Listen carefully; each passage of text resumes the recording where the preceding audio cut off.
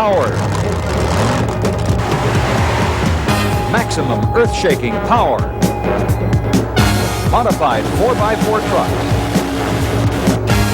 And supercharged two-wheel drive dynamos.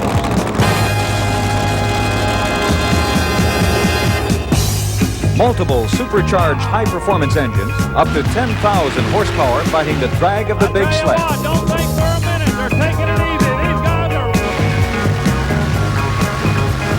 When you feel the power vibrating through the ground, you know the Redman TNT All-American Pulling Series has come to town.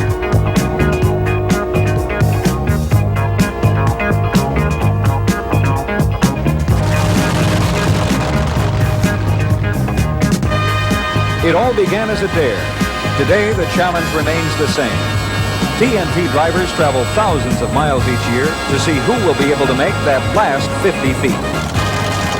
It's the fastest growing motorsport in the country, and you're about to see why. This week, we'll be taking you to Fort Wayne, Indiana, to witness the battle of the two-wheel drive modifieds. Part of the first national pulling event ever to be held at Baer Field Raceways here in Fort Wayne, Indiana.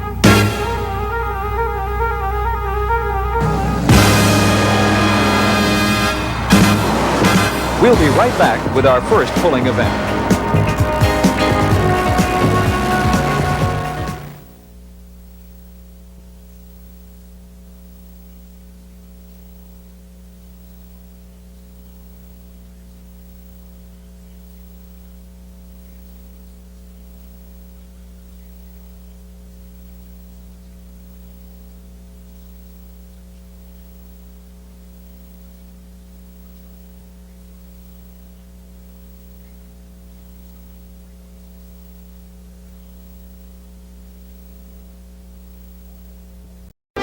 Welcome to Fort Wayne, Indiana, home of the Hoosiers and host of the 1987 Redman TNT All-American Pulling Series. We're here at Baer Field Raceways this afternoon, the battleground for what promises to be a fierce, modified two-wheel drive fight to the finish. It's already been a stormy weekend, both on the track and off. Bad weather stole the thunder from most of the two-wheelers last night, halfway through the first event. Jim Lyons and Mark Hare were tied for first, both with full pulls. Then the bottom fell out, washing up the pull-off and the rest of the night's competition. We haven't seen any rain yet today, but we've already heard lots of thunder. 4x4 thunder, that is. This unpredictable Indiana dirt has gone from molasses to concrete overnight, giving a record 16 four-wheelers enough bite to go the distance for back-to-back full pulls.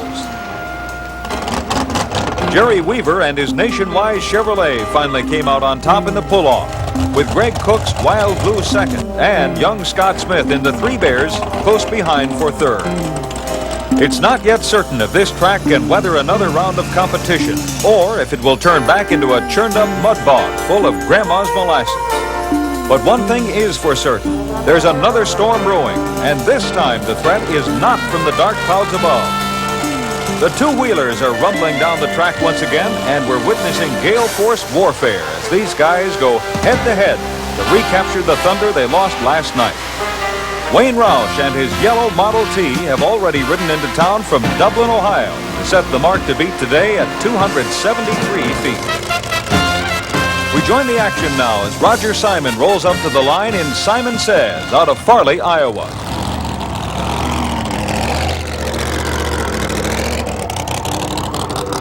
Roger's taking a gamble by putting all his weight on the front end, hoping to keep those dirt-hungry rear tires from eating up too much of this delicate track.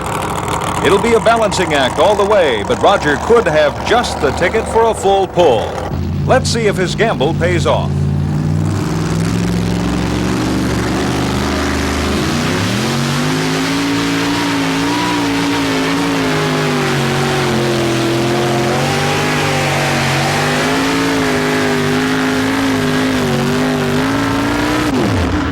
Roger Simon rolls the dice, but finishes just shy of the distance to beat. Well, Roger Simon climbing on out of his funny car. You got a beautiful looking piece there, Roger, and made a pretty nice run.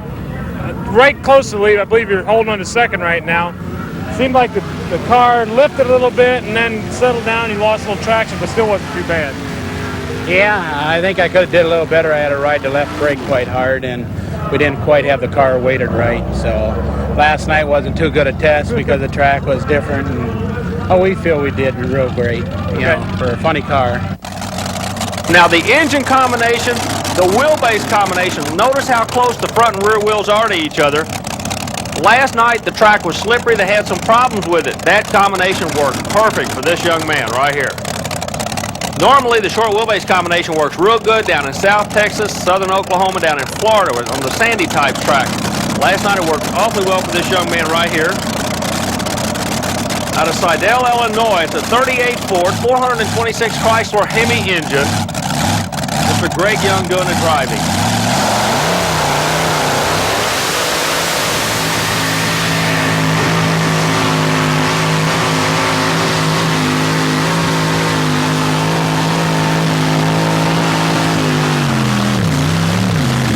Frank Young's stubby little 38 comes up short in today's unpredictable dirt. Carl Downing is up next in the Super Shaker from Columbia City, Indiana. Carl had super problems with the shaker in today's first run. This will be Carl Downing coming out. He pulled number 1, dropped to the number 6 spot. A moment ago, the engine had a problem. Remember we told you about the white fuel coming out the exhaust to indicate it was not firing? Same thing.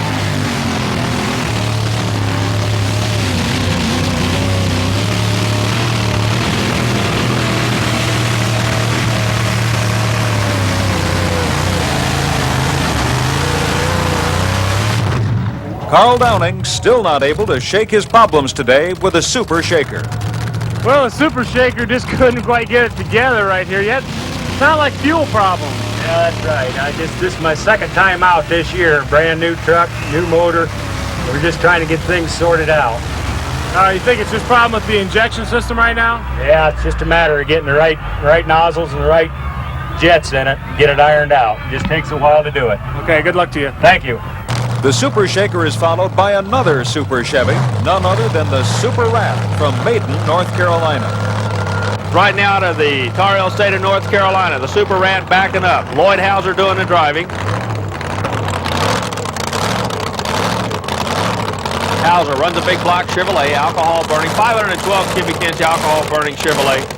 They call him the Super Rat out of Madden, North Carolina.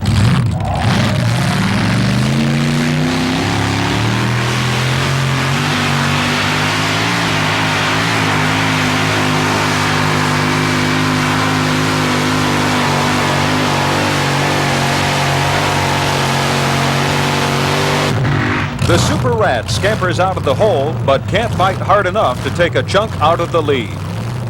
Well, Lloyd came up a little bit short, but it looked like he had a good time anyway. Yeah, that's a good pull for this truck, and I've had some problems. I had water in it from the rain last night, and it's a good pull for this truck. Well, I know that the motor you have in here isn't quite as big as some of the other guys, so you just want to get in the money. That's where you want to be. There you go. Just get in the top 5 would be fine with me. Mike Stowe is up next from Warrentown, Georgia, letting his bad dog out of the pen to tangle with the Super Chevys here this afternoon. Mike actually has 2 mean dogs on his leash. The Aries-equipped 68 Ford you see growling up to the line today has an even more vicious cousin called Bulldog Bite.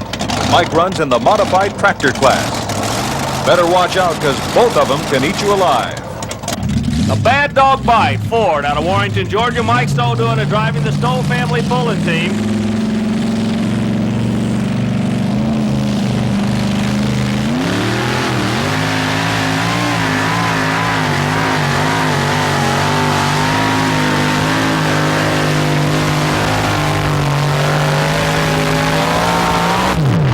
Whoa, good shot. The track looks to be coming back again. Mike Stowe and the Bad Dog chew up the dirt and jump into number 1. Well, Mike, I tell you what, moved into number 1, a really nice looking pull, had her going good all the way. Yeah. Boy, I just hope she can hold up, John. You know, we had a little bad luck last night with the rain and all, but boy, this class is awful tough, and you can't make a mistake here. If you do, you just down. Well, I know that you hedged everything a little bit with the competition that's waiting back there to go yet. Yeah, everybody's kind of watching, you know. Everybody want to know what you doing with your weights, you know, and I didn't really know, but we just took a shot, and it wasn't too bad. I wanted to be able to keep the front end up when I got here, and I was lucky enough to keep it up. I believe I might have got a few feet ahead there. We just had to wait and see. We're right in the middle of a two-wheel drive dogfight, with Mike Stowe's Bad Dog chasing Wayne Roush into second place. But don't go away, because Wayne's loading up the little red truck to go dog hunting one more time right after this.